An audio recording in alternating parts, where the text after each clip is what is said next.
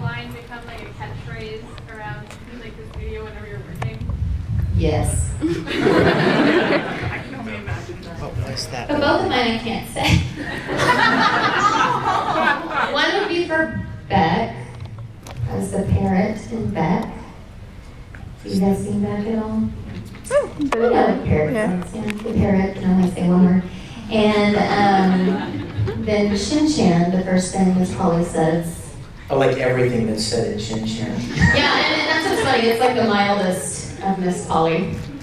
Yeah, people said There was something, and I can't remember what it was. And in the first Full Metal series, there was something, and I don't remember what it was, but the engineer made it the alert noise in the computer.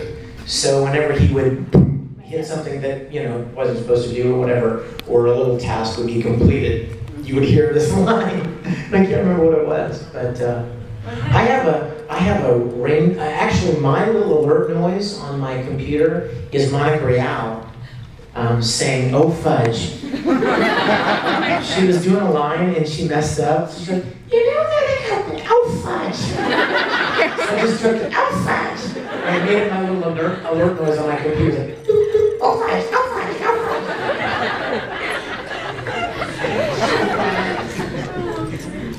Sure. Extras. Okay.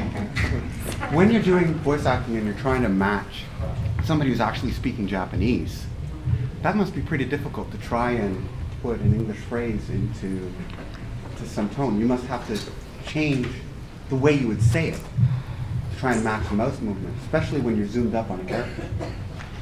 Meaning matching the Japanese voice? Is that what you're saying? Matching the Japanese mouth movement, because sometimes it's so extreme. Well, luckily the writers are really good. Yeah. Like me. No, actually the writers, all of the writers, we have writers that do that, and they match it up, and it makes so it there's somebody as it's a director actually trying to match you through. Yeah, but it's simpler than what it sounds, I think. Once you get the hang of it, it's simpler because, you know, the writer's job is to make sure whatever those words are fit perfectly. And and when you get into the studio, often you'll make those adjustments on the fly as an actor. Like for instance, if Jamie is writing a script for a character that I'm playing, Jamie may do the line in her mind and it fits perfectly.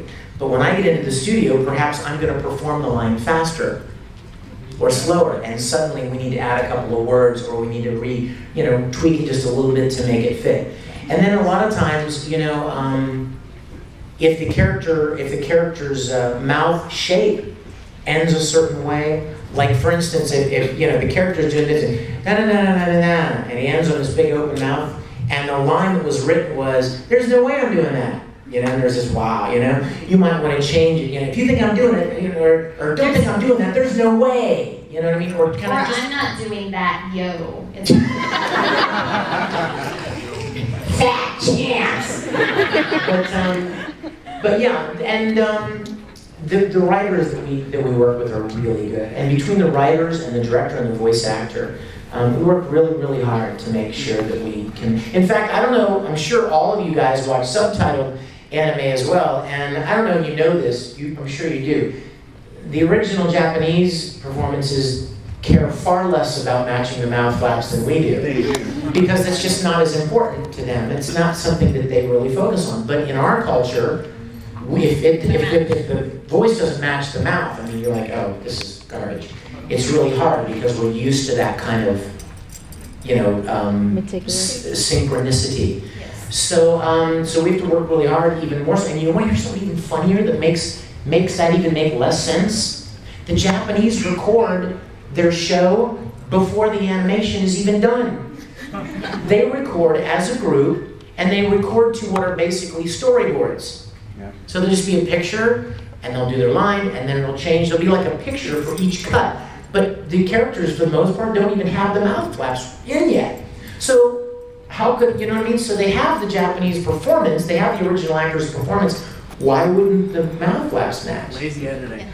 Just because it's not as important as it is to us. So our writers and the directors and the voice actors work really hard And sometimes, to try to make sure that they match. It's fun when you're writing a script or whatever, and you already know who the cast is.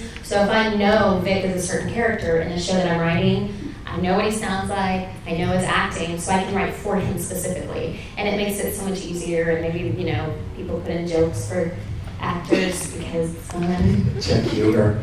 There's a show that I just did recently called O Rocket, Chuck and I were both writers on that. which was directed by Seiji Mizushima, who directed Full Metal. And in fact, Seiji told me like 3 years ago his next project was this show.